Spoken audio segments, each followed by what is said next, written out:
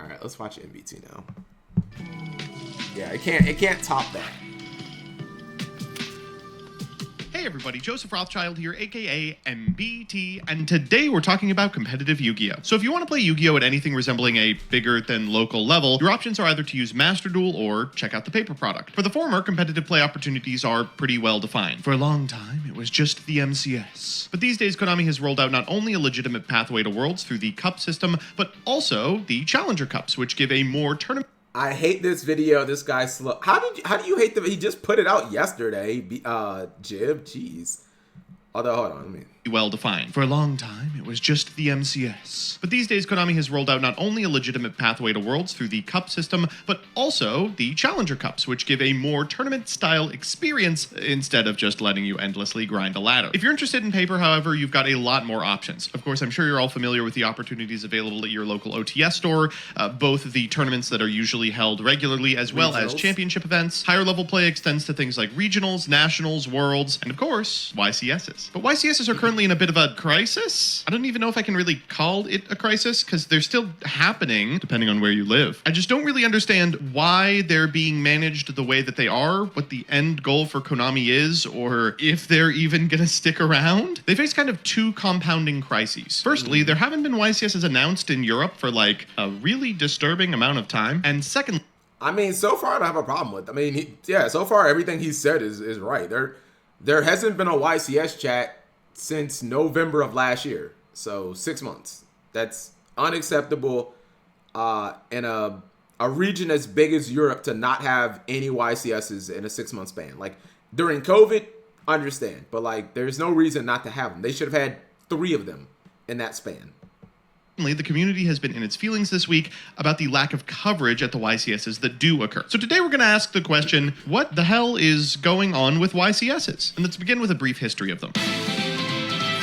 So pre-2010, when Upper Deck Entertainment had a significant amount of rights relative to Yu-Gi-Oh!, they ran these things called the Shonen Jump Championship Series events. At the time, these were like the big boys of competitive expertise, and a lot of the individuals that are powerhouses these days cut their teeth at those events. When all that legal nastiness occurred, Upper Deck lost the ability to host these events. And almost immediately with the closure of the Shonen Jump Championship events with what else but SJC Edison, YCS Washington debuted just a couple of months later, run by Konami. YCSs are run in every single TCG region, which includes, of course, the United States, Canada, Mexico, all of LATAM, and also Oceania, but Europe as well, in theory. As someone who's been to a number of these events, they are a ton of fun. Depending on the location, they can draw anywhere from about 300 to 3,000 competitors, and usually it ends up being something like a 9 to 13 round tournament held over the course of 2 days for a top cut depending on the size of the entry. Over the course of those 2 days, if you scrub out early, which I would never do, you can enter really cool side events like Giant Cards, Winamats, Time Wizard, Rivalry of Warlords, and above all, they're really great opportunities to just feel the community aspect of the game.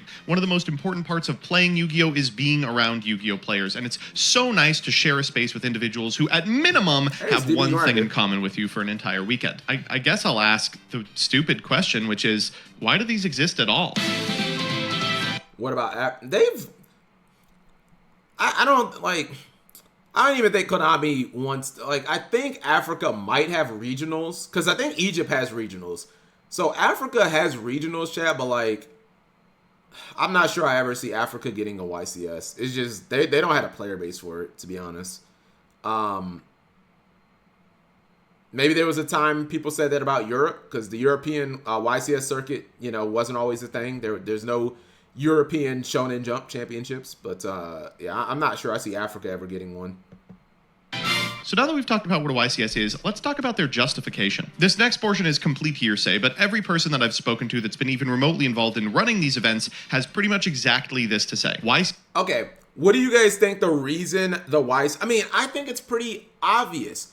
A competitive circuit is necessary in a competitive... if you have a game, a property chat, like a trading card game, that has a competitive aspect, that has... its gameplay is supposed to be inherently competitive, you need a competitive circuit. It helps promote the game, and it gives your players something to do. It also brings new players in. If you don't have a competitive circuit, your game's not going to last very long. It just won't. Players will be like, what's the point of this? What's the point of going to this locals? You have to have essentially like a tournament series where there are small tournaments, you gradually go up, and then you have a world champion, etc., etc. Like collecting this, that's not gonna fucking work, bro. Go make a trading card game, chat, and just have it be a collector's game. See how long that shit lasts. It won't ever get the Yu-Gi-Oh level. That's for damn sure. YCSs cost a ton of money. It's a huge bureaucratic nightmare to run an event like this, and they almost never end up in the black. That's because outside of the minimal entry that you have to pay to enter a YCS, you basically got a captive audience in a big warehouse for an entire weekend not purchasing your product. They're playing with cards they already have. They don't need to buy new ones. And in order to host these events at all, you have to be able to pay an enormous judging staff, rental fees on the location, you've got to get food in there, you've got to get vendors in there, and often you have to get broadcasting in there as well. So if these events aren't really turning a profit, why are they being run? Well, firstly, it kind of justifies pay per play. If there's not a robust tournament structure surrounding Yu-Gi-Oh, why buy the card? There you go. That's my whole point. Why buy the cards? Like, why did you, I mean, yes, chat, in Yu-Gi-Oh, the DM, like in Yu-Gi-Oh DM, Yugi has to duel to save his grandfather, and that's like the whole point of the season 1. But like, technically, chat, like, why did season 2 have to exist? Like, why did Yugi specifically have to enter Battle City? Because I'm honestly like, why?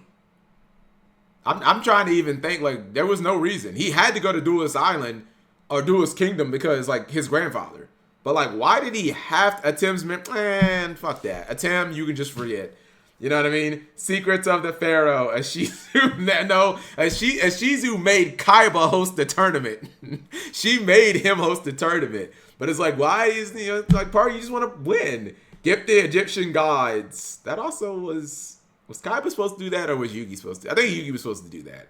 But my point is, like, if you don't have a tournament structure, it's hard for your game to justify its existence, for it to justify people buying the cards, chat. And that's always been a thing. Even locals is like, that existed when I was a teenager,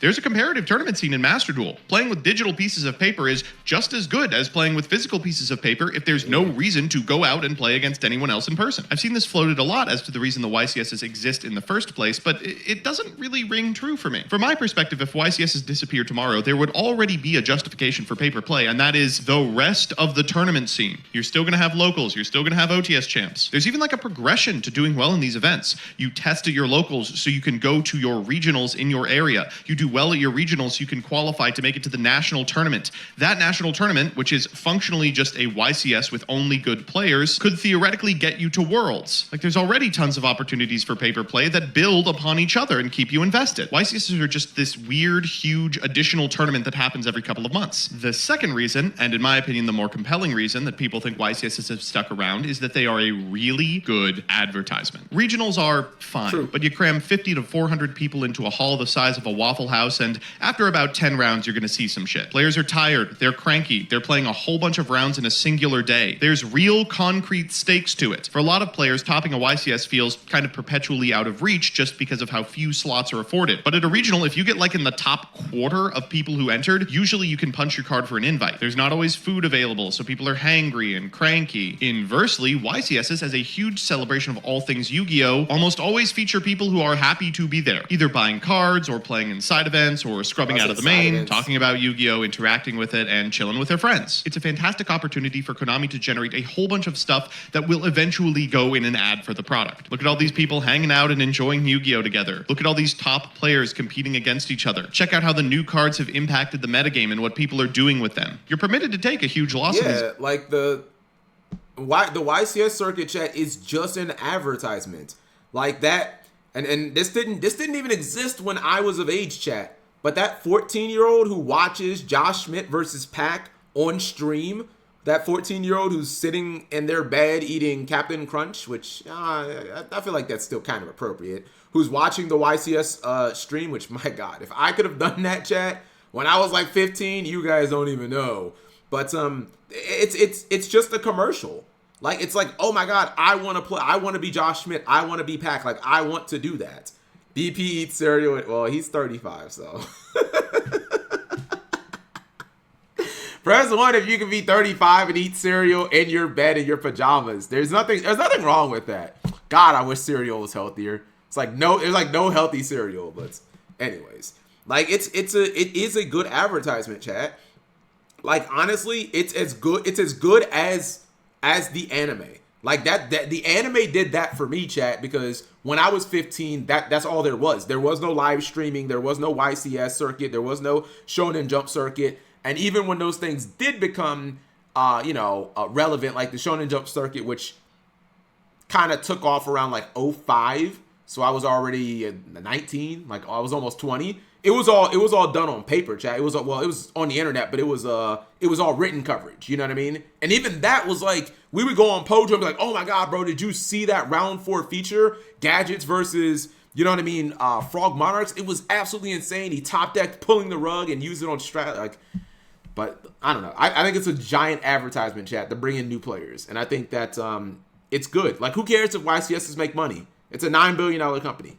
Deal with it. These events, because essentially you're just paying for a huge ad. But if that's the justification for a YCS, why isn't there coverage of many of them? This discussion has been brewing over the last couple of weeks, and it's kind of reached a boiling point just because of what happened at the most recent YCS in Rio. Christian Urena, now the duelist with the most YCS tops of any other, was returning to his 3rd consecutive YCS after winning the previous 2 back-to-back. That shit, like, never happens, by the way. I think one other person has ever done it, and it's exactly Billy Brake. But Christian was looking to do the unthinkable and go back to back to back, a feat that had never been accomplished. Looking to prevent him from doing so were some of the greatest Yu-Gi-Oh players of all time that had also made the trip. Some from the area, but many on flights, hoping to test their mettle against the best of the best. This was also the first YCS that Legacy of Destruction was legal, a proving grounds for one of the scariest decks in modern memory, Tenpai Dragon, as well as an extremely powerful engine in Melodious. Like 5 or 6 Yu-Gi-Oh plot lines were all converging around this one event, and the weekend of Rio, we all just sort of had to refresh a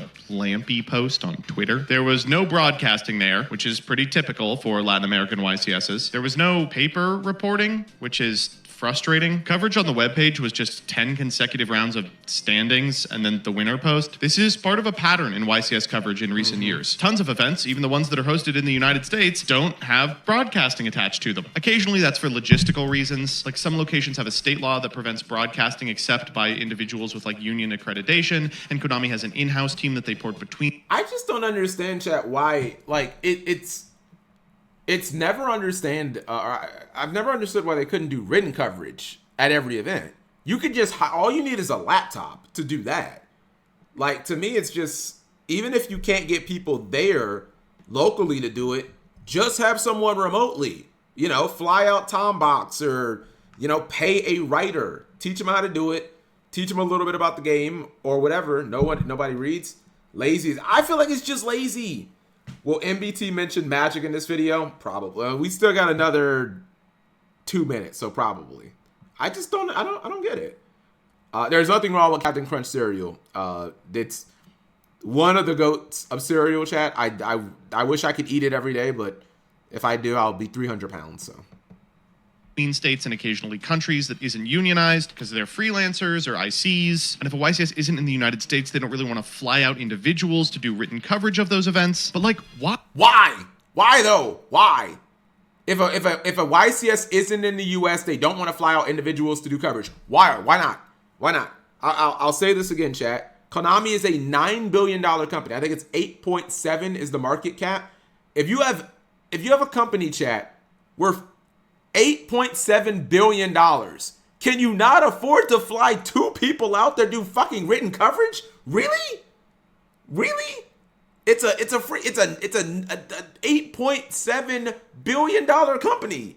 You guys can't allot, I don't know, $10K a month to fly a couple of guys out? Like, what? Money is tight? Well, then you're just running a fucking bad company then. Like, what are you doing with all the profit that you're making from all the other parts of Konami?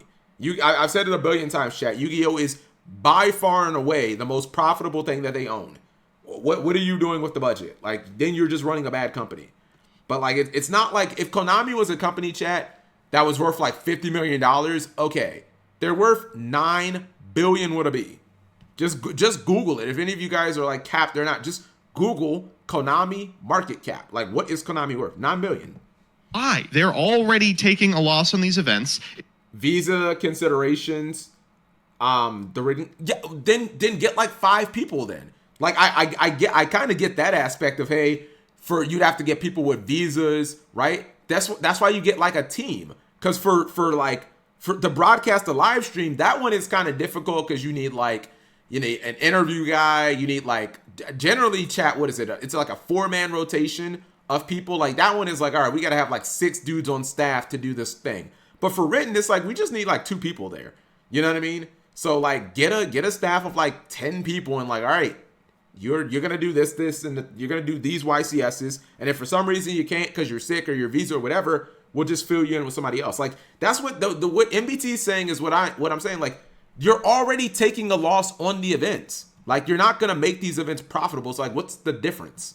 Losing a couple of thousands of dollars, it doesn't matter in the grand scheme. To do written coverage of those events, but like, why? They're already taking a loss on these events. Yeah. If the purpose is to be an ad, what use is the ad if no one sees what's happening? I just expected that they would start with the broadcast elements and work backwards from there, building the event around the ability to generate footage. When this was brought up on Twitter, a lot of people started saying things like, well, attendance is still high. And yeah, that's true. But I don't think this is a case of Konami seeing what they can get away with. I think the explicit purpose of these events is to do something they're just not doing for some reason. Whatever's irking North American duelists about the lack of coverage, of course, pales in comparison to what's going on in EU territories, which is nothing. There's been no YCSs for months, no announcement of upcoming YCSs for the new season. They're just kind of without an understanding of what's going on relative to competitive organized play. This all culminated in the announcements for upcoming YCSs in the post-national season, one of which hasn't even been decided on yet.